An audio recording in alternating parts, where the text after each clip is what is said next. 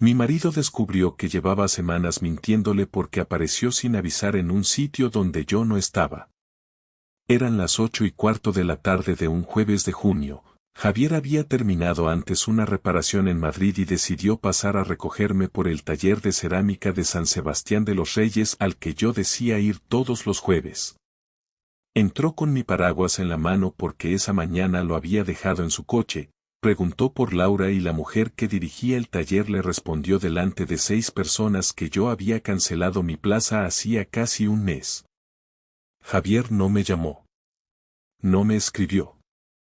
Se quedó allí unos segundos, dio las gracias y se marchó, y yo no supe nada de aquello hasta que llegué a casa 2 horas después y él me preguntó, con absoluta tranquilidad, qué habíamos hecho aquella tarde en clase. Yo estaba dejando las llaves sobre el mueble de la entrada cuando me hizo la pregunta, y durante un segundo pensé que era una conversación normal. Le dije que habíamos trabajado con esmaltes, porque era algo que realmente habíamos hecho muchas veces cuando todavía asistía al taller. Javier estaba sentado en la mesa del comedor con un vaso de agua y un sobre de una compañía eléctrica que debía revisar, así que ni siquiera parecía estar esperándome para interrogarme. Me preguntó qué color había utilizado. Contesté azul. Entonces levantó los ojos del papel y dijo que debía de haber quedado bonito. Nada más. Aquella falta de reacción me preocupó mucho más que una discusión, porque Javier nunca hacía preguntas inútiles y yo acababa de darle 3 respuestas falsas seguidas sin saber cuánto sabía él. Me fui al baño con la excusa de lavarme las manos y cerré la puerta. No llamé a nadie porque habría sido una estupidez, pero repasé la tarde entera tratando de encontrar qué podía haber salido mal. Yo había dejado de ir a cerámica porque los jueves estaba viendo a Sergio, aunque todavía me repetía que aquello no era exactamente lo que parecía. Sergio trabajaba para una empresa de instalaciones que llevaba un proyecto que yo coordinaba, y durante las últimas semanas habíamos empezado a vernos fuera del horario laboral. Primero había sido un café. Después una comida. Luego 1 hora sentados dentro de su coche hablando después de que todo el mundo se marchara. Ese jueves habíamos ido a un local pequeño de bolos en Alcobendas porque él dijo que estaba harto de tomar café conmigo como si fuéramos 2 comerciales negociando un contrato. Yo sabía perfectamente que no tenía que estar allí, pero todavía podía regresar a casa y decirme que no había ocurrido nada que no pudiera detener. Cuando salí del baño, Javier estaba recogiendo la cocina. No preguntó por mi clase otra vez. Me dijo que había dejado una tortilla en el horno y que Marta ya estaba acostada porque al día siguiente tenía una excursión. Yo intenté comportarme con normalidad, pero empecé a fijarme en cada movimiento suyo. Cuando dejó 2 platos dentro del lavavajillas pensé que estaba enfadado. Cuando me preguntó si quería cenar pensé que estaba preparando una conversación. Cuando se sentó conmigo y empezó a contarme que un compañero suyo había roto accidentalmente una válvula en un edificio de oficinas, llegué a pensar que quizá no sabía nada y que el miedo me estaba haciendo interpretar cosas que no existían. Entonces dijo que había pasado por San Sebastián de los Reyes aquella tarde.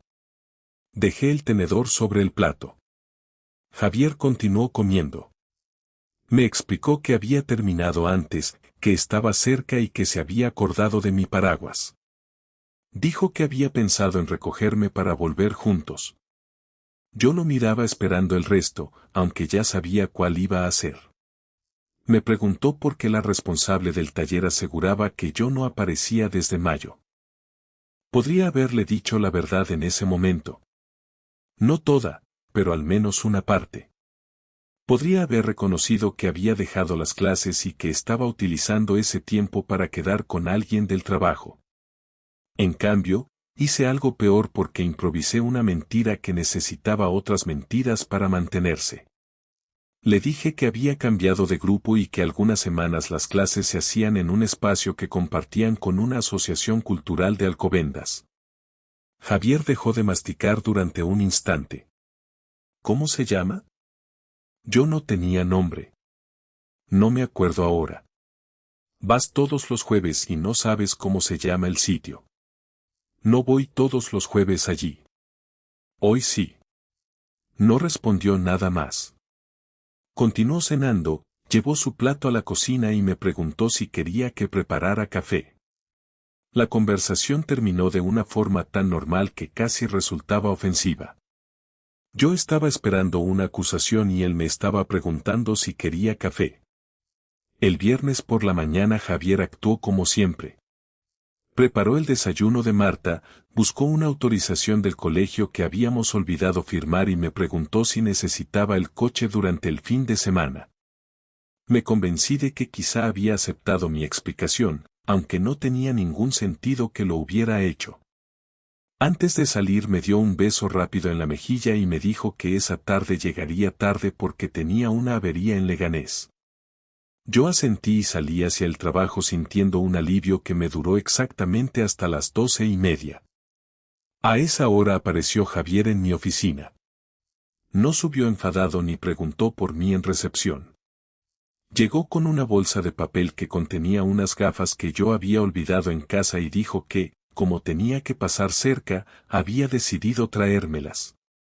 Mi compañera Nuria lo hizo entrar y yo lo vi aparecer mientras estaba hablando con Sergio junto a una mesa cubierta de planos. Sergio retrocedió medio paso cuando reconoció a Javier porque yo ya le había enseñado alguna fotografía de mi marido, y ese gesto fue mínimo, pero Javier lo vio. Los presenté. Sergio, Javier. Javier, Sergio. Se dieron la mano. Sergio intentó romper la incomodidad hablando del proyecto, explicando un problema con unos conductos que había retrasado la entrega. Javier escuchó con atención, hizo un par de preguntas técnicas y hasta sonrió cuando Sergio bromeó sobre la antigüedad del edificio. Durante 5 minutos todo pareció perfectamente normal, y precisamente por eso yo estaba cada vez más nerviosa. Javier no era especialista en instalaciones eléctricas, pero sabía suficiente por su trabajo para mantener la conversación. Antes de marcharse, me entregó las gafas y preguntó si esa noche cenábamos juntos. Claro. ¿A qué hora sales? A las 6. Sergio miró hacia los planos. Javier también lo vio. Aquella tarde cancelé lo que había acordado con Sergio y regresé directamente a casa. Javier llegó cerca de las 8, como había dicho, y durante la cena no mencionó ni el taller ni mi oficina. Hablamos de la excursión de Marta, de una factura del seguro y de si debíamos cambiar una persiana que llevaba meses atascándose. A las 10:30 me fui a acostar convencida de que había conseguido superar el peor momento. A las 11 escuché abrirse la puerta del dormitorio. Javier entró, dejó algo encima de la cómoda y se sentó en el borde de la cama. Era una hoja impresa. No podía ver lo que había en ella desde donde estaba, pero reconocí inmediatamente el logotipo de un aparcamiento de Alcobendas. Javier puso un dedo sobre una línea concreta.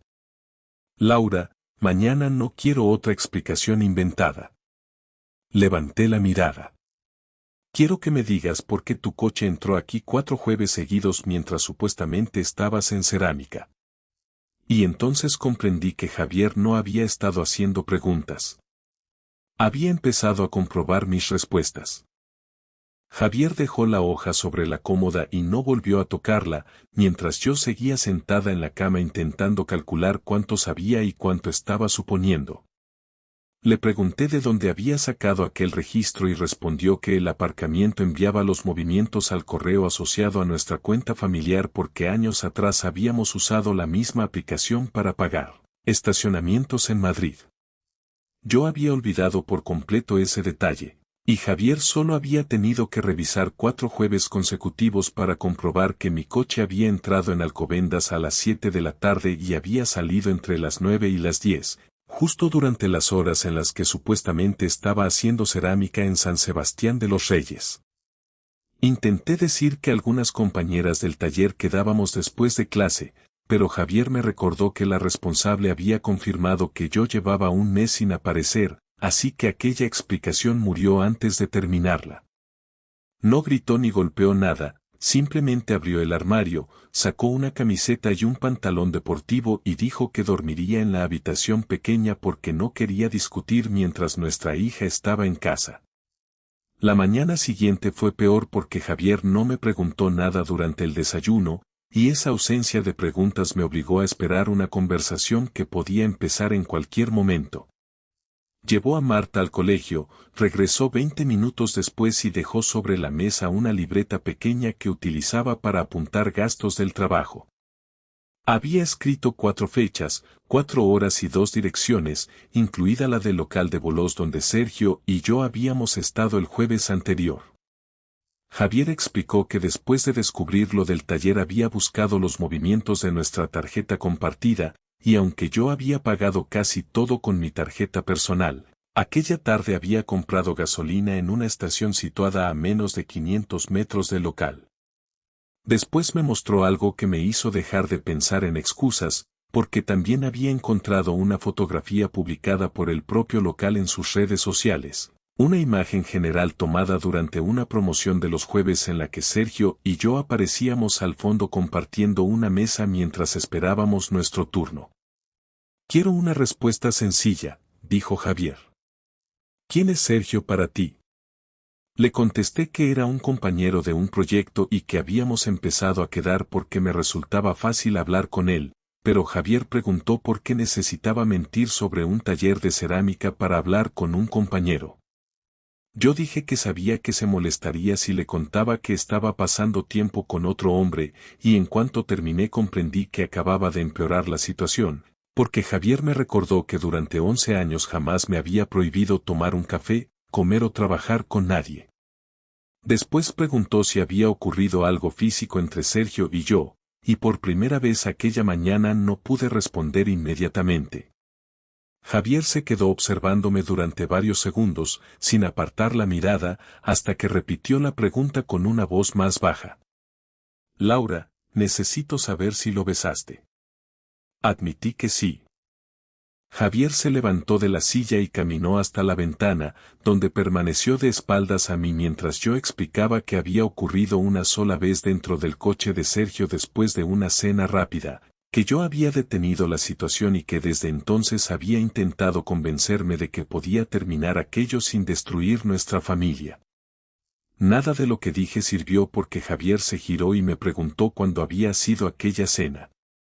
Contesté que el lunes anterior, pero entonces abrió nuevamente la libreta y me recordó que ese lunes yo había llamado a casa a las 8 diciendo que una reunión se había alargado y que no llegaría a tiempo para ayudar a Marta con una presentación del colegio. Javier había preparado con ella unas cartulinas sobre los ecosistemas de España mientras yo estaba con Sergio, y esa comparación fue la primera cosa que realmente le cambió la cara. No levantó la voz, pero apretó la mandíbula y me preguntó si, mientras él recortaba fotografías con nuestra hija, yo estaba sentada en el coche de otro hombre. Le dije que sí. Javier salió de la cocina y pensé que se marcharía de casa, pero regresó con las llaves del coche y me dijo que me vistiera porque quería comprobar algo conmigo presente.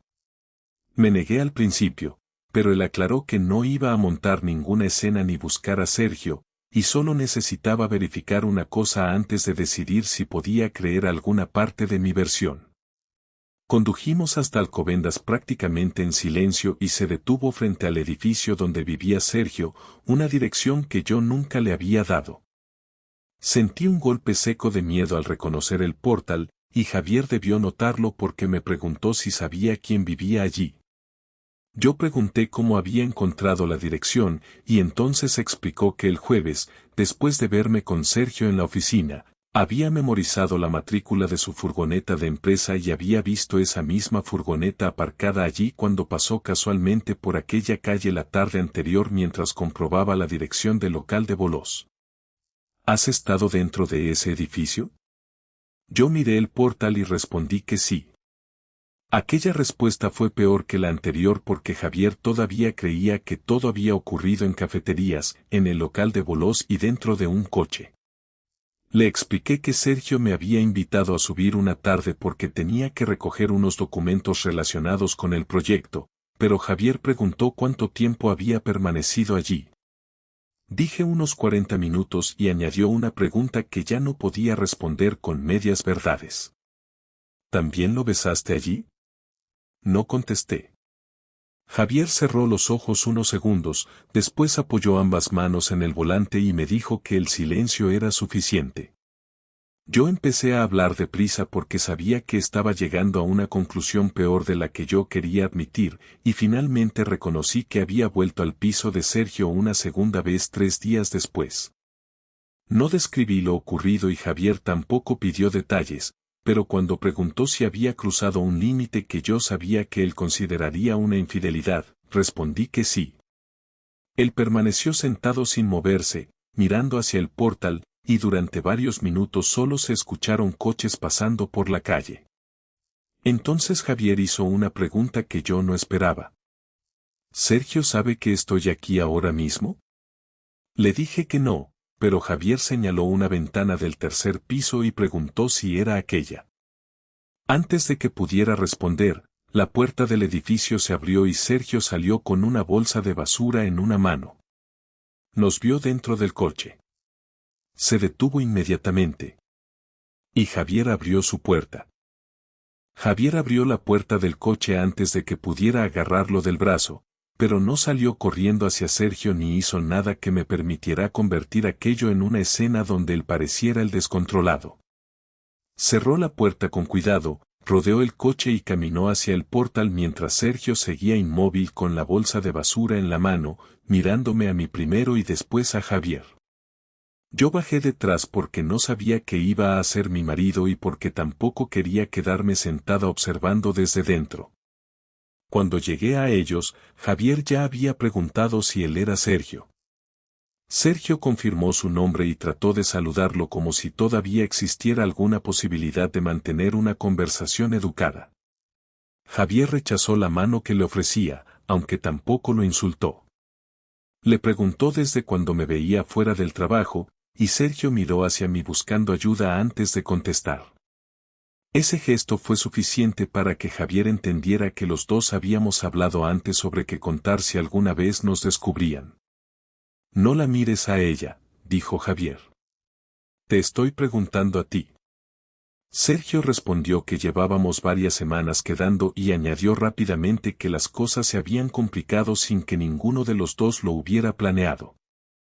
Javier soltó una risa corta que no tenía nada de humor y preguntó cómo se complicaba una situación que requería que yo cancelara un curso, mintiera cada jueves, inventara reuniones y subiera 2 veces a un piso que estaba a 30 kilómetros de mi casa. Sergio dejó la bolsa junto a la pared y dijo que él no quería problemas, una frase tan absurda en aquel momento que vi cómo Javier apretaba los labios antes de contestarle. Mi marido le explicó que ya tenía un problema porque estaba hablando con el hombre cuya esposa había estado entrando en su casa a escondidas. Sergio intentó decir que nuestro matrimonio debía tener dificultades anteriores para que yo buscara compañía fuera, y ahí intervine porque sabía que Javier iba a recordar aquellas palabras durante años. Le dije a Sergio que se callara y que no hablara de mi matrimonio, pero Javier se giró hacia mí y me preguntó por qué de repente quería protegerlo de una conversación que yo misma había provocado. Le pedí que regresáramos a casa para hablar sin Sergio delante, y Javier respondió que primero quería saber si yo le había contado a ese hombre que nuestro matrimonio estaba acabado. Negué haber dicho algo así, pero Sergio me contradijo casi de inmediato. Dijo que yo había hablado de separarnos, que me sentía atrapada y que llevaba tiempo pensando que Javier y yo funcionábamos más como padres que como pareja.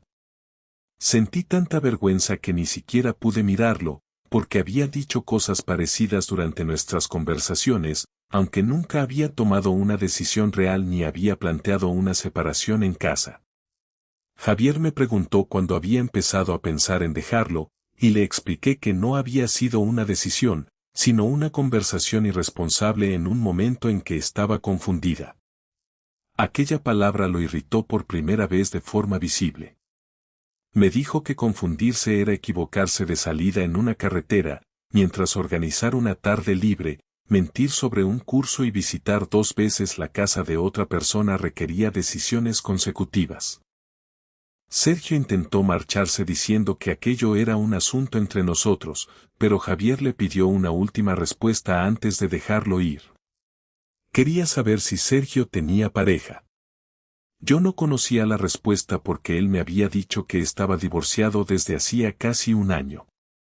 Sergio tardó demasiado en contestar y Javier lo notó de inmediato. Finalmente reconoció que estaba separado, aunque todavía compartía algunas cosas con su exmujer porque la separación no era definitiva. Javier preguntó si ella sabía de mí y Sergio respondió que no tenía por qué saberlo. Aquella frase cambió algo incluso para mí, porque durante semanas Sergio se había presentado como alguien libre que no debía explicaciones a nadie. Le pregunté qué quería decir exactamente con una separación no definitiva, y después de intentar evitar la respuesta admitió que seguía viviendo algunos días con su mujer en Paracuellos porque estaban intentando decidir si retomaban la relación. Javier me miró entonces de una manera distinta, no con satisfacción ni con pena, sino como si acabara de confirmar que yo había puesto nuestro matrimonio en peligro por alguien que también estaba administrando sus propias mentiras. Sergio dijo que eso no cambiaba lo que sentía por mí, pero le pedí que no siguiera hablando porque cada frase empeoraba la situación.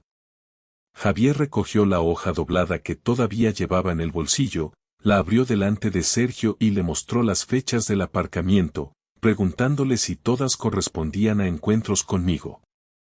Sergio reconoció 3 y negó una. Javier me preguntó dónde había estado en la cuarta fecha, el jueves, 4 de junio, y mi primera reacción fue decir que no lo recordaba. Él me recordó que yo le había contado que aquella tarde estaba preparando una presentación con mi compañera Nuria porque teníamos una reunión importante al día siguiente. No había estado con Sergio aquella tarde, pero tampoco había estado con Nuria, y por la expresión de Javier entendí que acababa de aparecer una mentira nueva que él no esperaba. Le expliqué que había ido sola a una gestoría de Alcobendas porque estaba revisando unos documentos relacionados con un préstamo que pensaba solicitar para abrir un pequeño estudio por mi cuenta. Javier dejó de mirar a Sergio y se concentró completamente en mí. Me preguntó qué préstamo, qué estudio y por qué estaba organizando una deuda sin decírselo.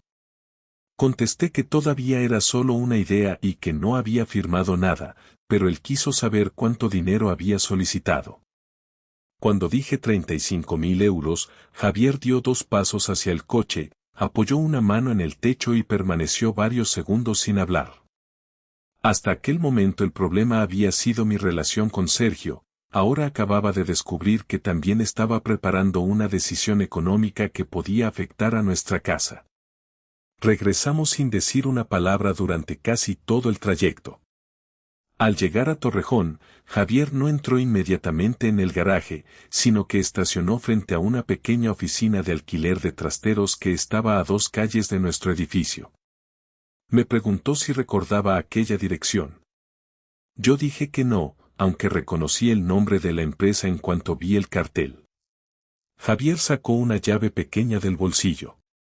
La alquilé esta mañana. Le pregunté para qué necesitábamos un trastero. Javier me miró por primera vez desde que habíamos dejado a Sergio. Nosotros no lo necesitamos, Laura. Entonces apagó el motor y me dijo que al día siguiente empezaría a sacar cosas de casa. A la mañana siguiente Javier empezó a sacar sus cosas de casa a las 7:10, sin esperar a que yo me levantara ni volver a discutir lo ocurrido el día anterior, y el primer sonido que escuché fue el de las perchas chocando dentro del armario mientras él separaba sus camisas de las mías. Cuando entré en el dormitorio ya había colocado 2 maletas abiertas sobre la cama y 3 cajas de cartón en el suelo, cada una marcada con rotulador negro, trabajo, documentos y personal. Le pregunté si pensaba marcharse ese mismo día, pero respondió que todavía no, porque antes quería dejar claro que pertenecía a quien y evitar una pelea absurda dentro de una semana. No tocó mis cosas ni retiró objetos que hubiéramos comprado entre los dos, se limitó a guardar su ropa, sus libros, una caja con herramientas pequeñas, unas fotografías de sus padres y varios recuerdos que estaban repartidos por el piso. El resultado fue peor de lo que esperaba, porque cada hueco vacío demostraba que aquella conversación en el coche no había sido una amenaza hecha por rabia, sino una decisión que ya había empezado a ejecutar con las manos. No tienes que hacer esto delante de Marta, le dije. Precisamente por ella lo estoy haciendo sin gritos. Le pedí que esperara unos días y que habláramos con calma, pero Javier cerró una caja con cinta adhesiva y explicó que llevaba 2 días hablando con calma mientras yo seguía entregándole información solo cuando encontraba pruebas que me obligaban a hacerlo.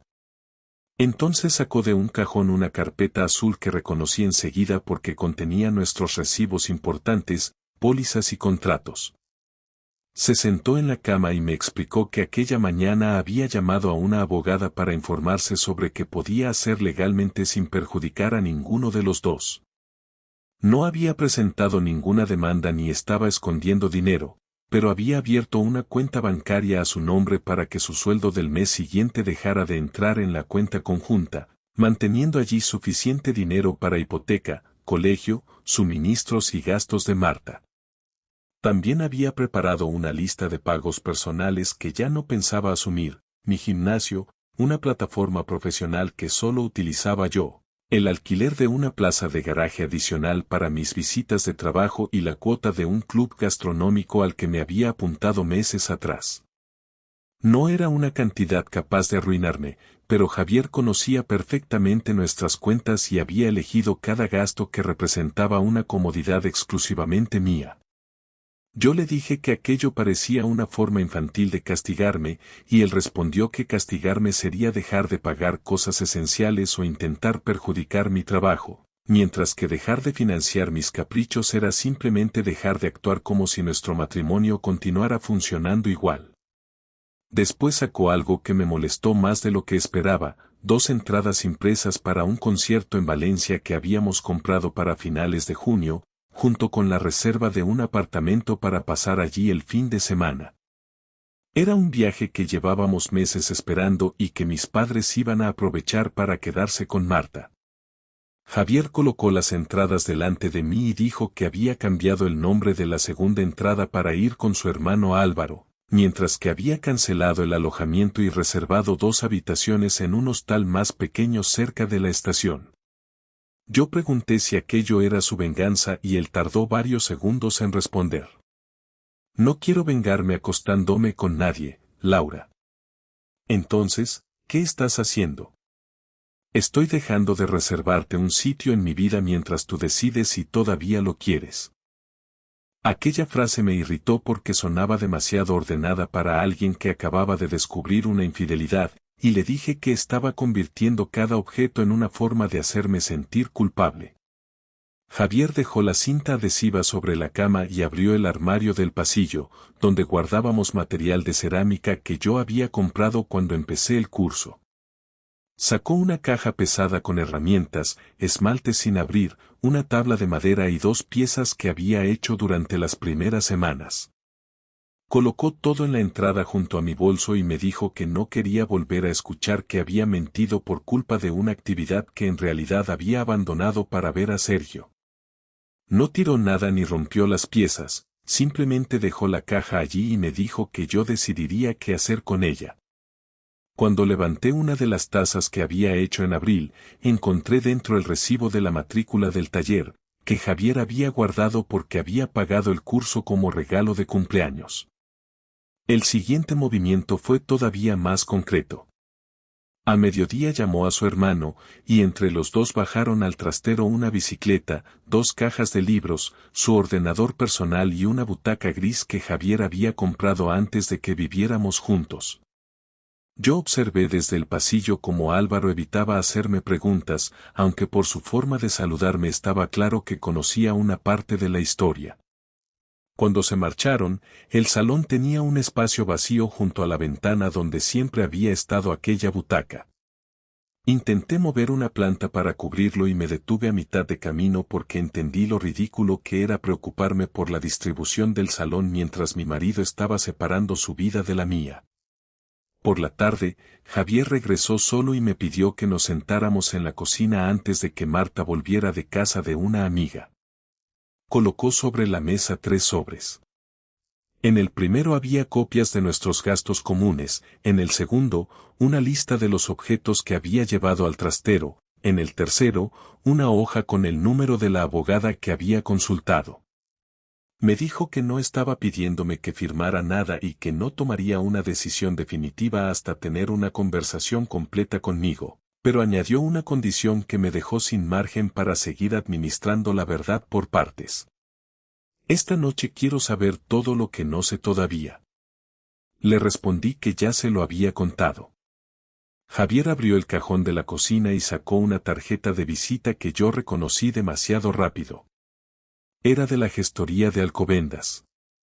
En la parte trasera había una anotación escrita a mano con una fecha para la semana siguiente y una referencia a una sociedad limitada que yo todavía no había mencionado. Javier dejó la tarjeta delante de mí. Entonces explícame por qué el préstamo no iba a estar solo a tu nombre. La tarjeta de la gestoría se quedó entre los dos mientras yo intentaba decidir si todavía tenía sentido seguir midiendo cada palabra, porque Javier ya había demostrado que podía reconstruir mis mentiras con fechas, recibos y preguntas bastante simples. La sociedad que aparecía escrita detrás era una empresa que Sergio y yo habíamos hablado de crear para ofrecer servicios de coordinación de reformas pequeñas, y aunque todavía no existía legalmente, yo había pedido información para saber qué necesitábamos, cuánto capital inicial haría falta y qué condiciones tendría un préstamo de 35.000 euros. Javier preguntó si Sergio iba a ser mi socio y respondí que sí. Después quiso saber si pensaba invertir dinero común y le expliqué que mi idea era utilizar mis ahorros personales, algo que solo empeoró su expresión porque nuestros ahorros habían estado separados sobre el papel pero siempre habíamos tomado juntos las decisiones importantes. Le expliqué que no había firmado nada, que ni siquiera habíamos elegido un nombre definitivo y que una parte de mí pensaba abandonar el proyecto antes de que avanzara, pero Javier no discutió ese detalle porque había entendido algo que yo misma había evitado reconocer. No solo estaba escondiendo una relación con Sergio, también estaba organizando una parte de mi futuro con él sin que mi marido supiera siquiera que ese futuro existía. ¿Cuándo pensabas contármelo? Cuando supieras si iba en serio. ¿El negocio o Sergio? No pude responder inmediatamente, y Javier apartó la mirada antes de que yo consiguiera decir que ambas cosas estaban mezcladas de una manera que ya no podía justificar. Aquella noche nos quedamos en la cocina durante casi 3 horas y, por primera vez desde que había empezado todo, dejé de intentar proteger la versión de mí misma que quería conservar frente a Javier. Le conté que Sergio había sido quien propuso trabajar juntos, que después empezó a hablar de buscar un local pequeño en Alcalá y que yo había llegado a visitar 2 espacios con él durante horas en las que Javier creía que estaba trabajando. También reconocí que había disfrutado imaginando una vida menos previsible, aunque eso no significaba que quisiera abandonar a Marta ni que hubiera dejado de querer a Javier. Él me preguntó qué esperaba que hiciera con una frase así, porque querer a alguien mientras se le ocultan decisiones importantes no resolvía ninguna de las cosas que ya habían ocurrido, y yo no encontré una respuesta que no sonara como otra excusa. Javier entonces dejó de preguntar por Sergio y empezó a hablar de nosotros, algo que resultó mucho más difícil de soportar.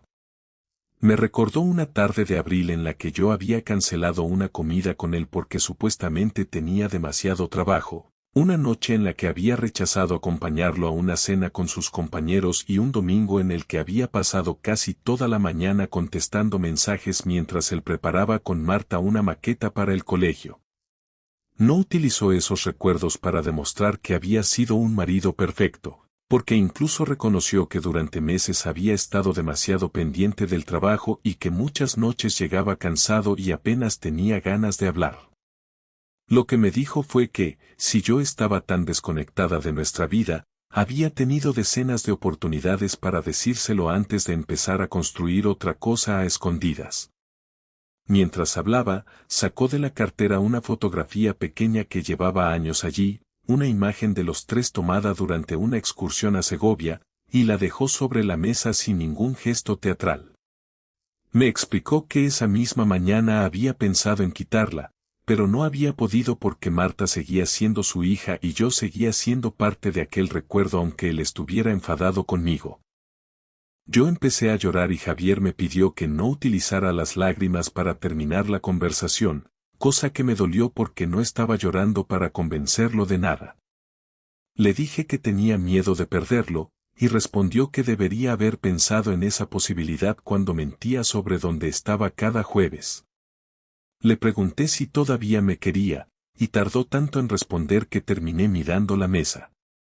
Finalmente dijo que sí, pero añadió que ese era precisamente el problema, porque si hubiera dejado de quererme le resultaría mucho más fácil recoger sus cajas y marcharse sin volver a plantearse ninguna otra opción. Después reconoció que durante los 2 últimos días había sentido rabia suficiente para imaginar cosas que no pensaba hacer, como contarle a todo el mundo lo ocurrido o presentarse en la empresa de Sergio para avergonzarlo, pero había descartado todo porque no quería convertirse en alguien que necesitara destruir mi vida para poder organizar la suya. Entonces todavía podemos intentar arreglarlo, dije. No sé si quiero arreglar lo que teníamos. Le pregunté qué significaba aquello y Javier explicó que no aceptaría regresar a la misma rutina después de unas disculpas, unas semanas incómodas y la promesa de que Sergio desaparecería. Quería una separación temporal, cuentas organizadas, ninguna decisión económica conjunta fuera de los gastos de Marta y tiempo suficiente para comprobar qué sentía cuando no tuviera que verme todos los días. También quería que yo cancelara cualquier proyecto empresarial con Sergio si esperaba que existiera siquiera la posibilidad de intentar reconstruir nuestro matrimonio.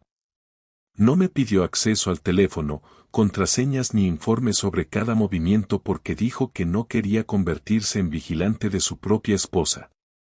Si necesitaba controlar cada paso para confiar en mí, prefería terminar el matrimonio.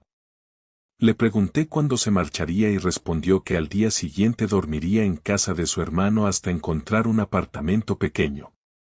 Marta seguiría viviendo conmigo de momento porque su colegio estaba cerca, aunque él la recogería varias tardes y pasaría fines de semana con ella mientras hablábamos con una mediadora sobre cómo organizarlo sin contarle detalles que no necesitaba conocer. Entonces me preguntó una última vez si Sergio sabía que habíamos discutido. Le dije que no había hablado con él desde la mañana anterior, pero justo después de responder sonó el telefonillo del portal. Javier miró hacia la entrada y yo sentí una presión desagradable en el estómago, porque nadie nos había avisado de que vendría. Respondí desde la cocina.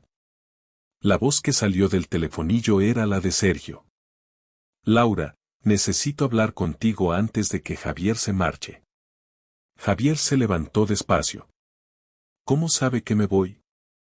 Javier no abrió el portal inmediatamente, y durante unos segundos permaneció mirándome mientras yo intentaba entender por qué Sergio había aparecido en nuestra casa sin avisar. Le expliqué que la mañana anterior, antes de dejar de responderle, le había escrito que Javier ya conocía casi toda la historia y que probablemente iba a marcharse durante un tiempo, pero no le había dado permiso para venir ni le había pedido ayuda. Javier pulsó el botón del telefonillo y le dijo a Sergio que subiera, aunque me advirtió que si aquel hombre había venido para discutir, defenderme o convertir nuestra cocina en otro problema, la conversación terminaría en el mismo momento. Cuando Sergio entró, no parecía desafiante, llevaba una carpeta bajo el brazo y estaba mucho más nervioso que la tarde en que nos encontramos frente a su portal. Dejó la carpeta sobre la mesa y explicó que había venido porque quería retirarse del proyecto empresarial, que había hablado con su mujer y que pensaba intentar arreglar su propia relación. También añadió que no quería seguir viéndome fuera del trabajo. Escucharlo decir aquello delante de Javier fue desagradable por una razón sencilla. Durante semanas yo había tratado a Sergio como una posible salida hacia una vida diferente. Y ahora estaba descubriendo que para él aquella vida tampoco había sido una decisión real. Javier abrió la carpeta y encontró presupuestos, copias de 2 visitas a locales y un borrador de constitución de la sociedad que Sergio había preparado con la gestoría. Mi nombre aparecía junto al suyo como futura administradora, aunque nunca habíamos firmado el documento. Sergio dijo que quería entregarme todo para que quedara claro que no seguiría adelante, y Javier le preguntó si aquello significaba también que dejaría de trabajar conmigo. Sergio respondió que solicitaría un cambio de proyecto a su empresa, después pidió disculpas a Javier de una forma bastante torpe y dijo que sabía que había participado en algo que no debía haber empezado. Javier no lo perdonó ni lo insultó, simplemente le respondió que las disculpas no cambiaban el tiempo que ambos habíamos dedicado a mentir. Sergio se marchó 5 minutos después y yo lo acompañé hasta la puerta sin abrazarlo ni intentar hablar a solas. Antes de salir me dijo que esperaba que las cosas me fueran bien y me sorprendió lo poco que sentí al escucharlo. Cerré la puerta y regresé a la cocina sabiendo que ya no podía utilizarlo como explicación de nada. Javier tomó la carpeta y la dejó frente a mí. Ahora ya no está Sergio. Lo sé. Entonces solo quedamos tú y yo. Aquella fue nuestra última conversación como pareja casada que todavía intentaba decidir si seguía haciéndolo. Le dije que había cancelado la cita con la gestoría, que no pediría el préstamo y que al lunes siguiente solicitaría que otro coordinador se hiciera cargo de cualquier trabajo relacionado con la empresa de Sergio. Javier respondió que todo eso era necesario, pero no suficiente para que él regresara al dormitorio o deshiciera las cajas. Me explicó que lo que más le costaba aceptar no era un encuentro concreto, sino la cantidad de decisiones pequeñas que había tomado cada semana para mantener 2 versiones de mi vida. Yo intenté decir que nunca había querido reemplazarlo, y él me preguntó por qué había preparado un negocio con otro hombre sin contárselo. Esa pregunta terminó con la última defensa que me quedaba, porque la respuesta era que había querido conservar nuestra casa mientras probaba otra posibilidad fuera de ella, y decirlo en voz alta resultaba mucho más feo que cualquier explicación que hubiera utilizado antes. Le pedí una oportunidad para demostrarle que podía cambiar mi conducta, pero Javier me explicó que no quería tomar una decisión basándose en promesas hechas 48 horas después de descubrir una infidelidad. Mantendría la separación durante el verano y después decidiría si quería intentar terapia de pareja o iniciar el divorcio. Yo acepté porque ya no estaba en posición de exigir velocidad ni seguridad. Al día siguiente ayudé a bajar la última caja al coche de Álvaro, y aquello terminó convirtiéndose en la parte más tangible de todo lo ocurrido. Javier cargó su cafetera pequeña, una lámpara de escritorio, 2 chaquetas y la caja de herramientas que siempre había estado bajo el fregadero. Cuando quiso llevarse una sartén vieja que decía haber comprado antes de conocerme, discutimos durante 30 segundos sobre una sartén de 20 euros y acabamos riéndonos de lo absurdo de la situación. Fue la única vez que nos reímos aquella semana, y después ninguno intentó convertir ese momento en una reconciliación. Durante las siguientes 3 semanas cumplimos exactamente lo que habíamos acordado. Javier veía a Marta varias tardes, la recogía los fines de semana y nunca habló mal de mí delante de ella. Yo cancelé definitivamente el proyecto, cambié de coordinación en el trabajo y dejé el curso de cerámica cerrado en lugar de buscar otra excusa para volver. También empecé terapia por mi cuenta porque necesitaba entender por qué había preferido mentir durante semanas antes que admitir que estaba aburrida, insatisfecha y asustada por la idea de discutir con mi marido sobre lo que quería hacer con mi vida. Ninguna de esas razones justificaba lo ocurrido, pero por primera vez dejé de usarlas como si fueran una explicación completa. A finales de junio, Javier me pidió que nos reuniéramos en una cafetería tranquila cerca de la estación de Torrejón. Pensé que iba a decirme que quería divorciarse, pero me explicó que todavía no estaba preparado para decidirlo. Seguiríamos separados durante 2 meses más y, si ambos seguíamos queriendo intentarlo en septiembre, comenzaríamos terapia de pareja sin promesa sobre el resultado. Le pregunté si seguía enfadado conmigo y respondió que algunos días sí, otros estaba triste y otros simplemente quería terminar una jornada sin pensar en lo sucedido. Aquella respuesta me pareció más útil que cualquier promesa de perdón. No sé todavía si nuestro matrimonio continuará, y esa es la consecuencia real de lo que hice. Aprendí que una traición no empieza cuando alguien cruza un límite evidente, sino cuando comienza a organizar su vida para que la persona que confía en ella reciba solo la información necesaria para no hacer preguntas. Javier no necesitó destruirme para responder, dejó de pagar mis comodidades, separó sus cosas, cambió sus planes y me obligó a enfrentarme a una vida en la que él ya no daba por hecho que yo tendría un lugar. Cuando nos despedimos aquella tarde, no intentó besarme ni me pidió que esperara por él. Solo dijo que nos veríamos el viernes para recoger a Marta, y yo entendí que, por primera vez en semanas, lo único que podía hacer era decir la verdad y aceptar lo que viniera después.